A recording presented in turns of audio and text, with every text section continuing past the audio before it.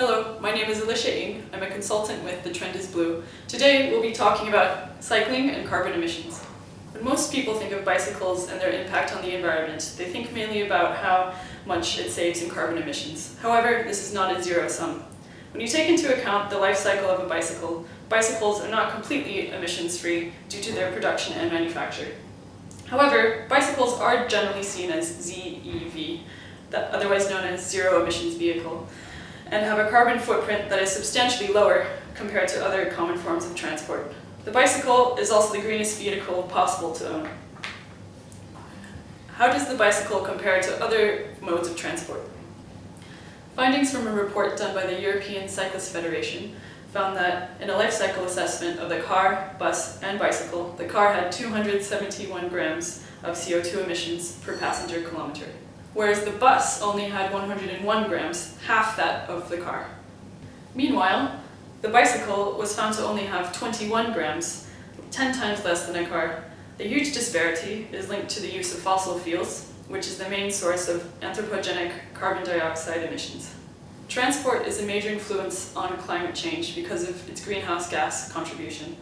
This flowchart is of greenhouse gas emissions from 1999 to 2003 in the United States, where transport makes up nearly a third of emissions. In the EU, for example, between 1990 and 2007, greenhouse gas emissions from transport increased by 36%, while greenhouse gas emissions from other sectors decreased by 15% during the same period. So where do carbon dioxide emissions in a bicycle come from? When looking at the life assessment of a bicycle in terms of carbon emissions, we focus on the production. Other factors, such as operation, maintenance, disposal, and infrastructure, are difficult to assess or deemed negligent. It is also difficult to find anything specific on the bicycle industry, as much of it is outsourced and globalized in nature. However, some calculations are out there.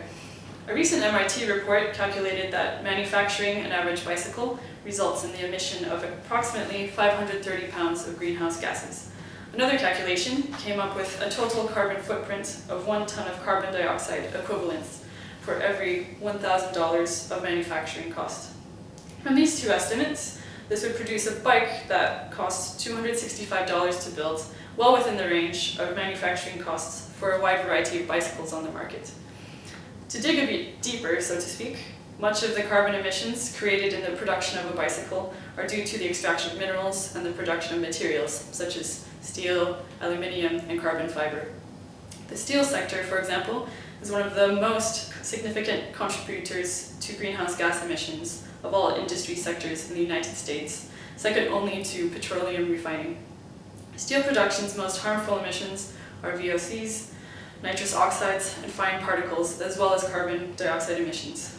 EPA data, for example, was roughly 954,000 tons per year in 1996, and 1 million tons in 1999. Therefore, even though we don't know the global bicycle industry's contribution to carbon emissions from steel, we do know that the production, not even mentioning the mining of the ore, of steel is quite a dirty process. With aluminium, the major environmental impact of refining and smelting is greenhouse gas emissions.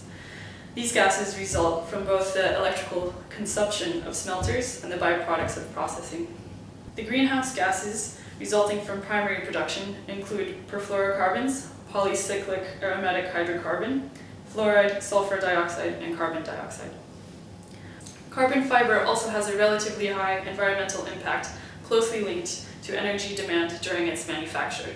However, for the same structural performance, less carbon fiber is needed in a composite product when compared with other fiber types, so its comparative environmental impact is reduced. However, research found that carbon fiber tends to be the most CO2 energy intensive. According to Remersval, TUD, and Wormer, the actual energy needed is 7.5 millijoules per kilogram. Why are bicycles important to transport initiatives? Firstly, the EU has made climate mitigation an important policy measure. By 2050, the EU has set about reducing its greenhouse gas emissions by 80 to 95% compared to 1990 levels.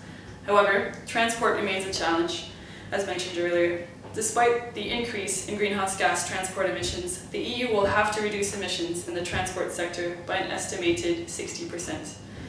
An increase in cycling is believed to help greatly in meeting these transport targets. In what ways could these targets be met through the bicycle? London has seen a steady rise in the number of cyclists, with an increase of 70% compared to 2001 and 6% more from 2009 to 2010. That means that daily there are roughly 54,000 cyclists on the road in London. However, in London, the Mayor's Low Carbon Zones programme, meant to take a, quote, community approach to cutting the capital's carbon footprint, does not include cycling.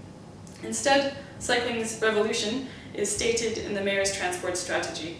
The strategy states that there will be unprecedented levels of investment in cycling over the next 10 years to improve cycle infrastructure and information. This will help secure the health, environmental, and congestion benefits of a cycle revolution. Firstly, the EU has made climate mitigation an important policy measure.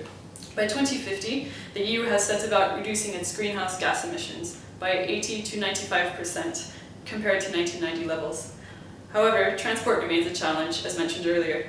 Despite the increase in GHG transport emissions, the EU will have to reduce emissions in the transport sector by an estimated 60%. An increase in cycling is believed to help greatly in meeting these transport targets. In what ways could these targets be met through the bicycle?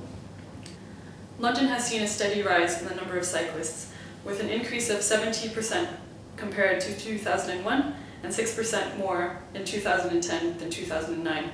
That means that daily there are roughly 54,000 cyclists on the road in London. However, in London, the Mayor's Low Carbon Zones programme, meant to take a, quote, community approach to cutting the capital's carbon footprint, does not include cycling. Instead, cycling's revolution is stated in the Mayor's transport strategy. The strategy states that there will be unprecedented levels of investment in cycling over the next 10 years to improve cycle infrastructure and information. This will help secure the health, environmental, and congestion benefits of a cycle revolution. In terms of carbon finance, at the moment, projects that could help mitigate emissions and increase bicycle traffic would be through the CDM, Nationally Appropriate Mitigation Actions, otherwise known as NAMAs, or the voluntary carbon market. Other means, such as the voluntary carbon market, have been explored as well. The CDM has not yet worked to stimulate mitigation actions in transport. As of May 2011, only 0.6% of CDM project activities were transport related, and of the projects registered, only 0.2% took place in the transport sector. This limited application of transport projects under the current CDM is in large part due to difficulties in methodology and finance. NAMAs are voluntary emissions reduction measures by developing countries that are directly reported to the UNFCCC.